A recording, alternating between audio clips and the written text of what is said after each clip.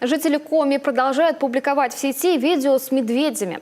Это, например, свежие кадры из Усинского района. Всего в паре метров от людей медведь, который с аппетитом поедает только что полученное угощение. Причем мужчина в кадре нисколько не боится хищника, спокойно поворачивается к нему спиной и даже пытается сделать с ним селфи.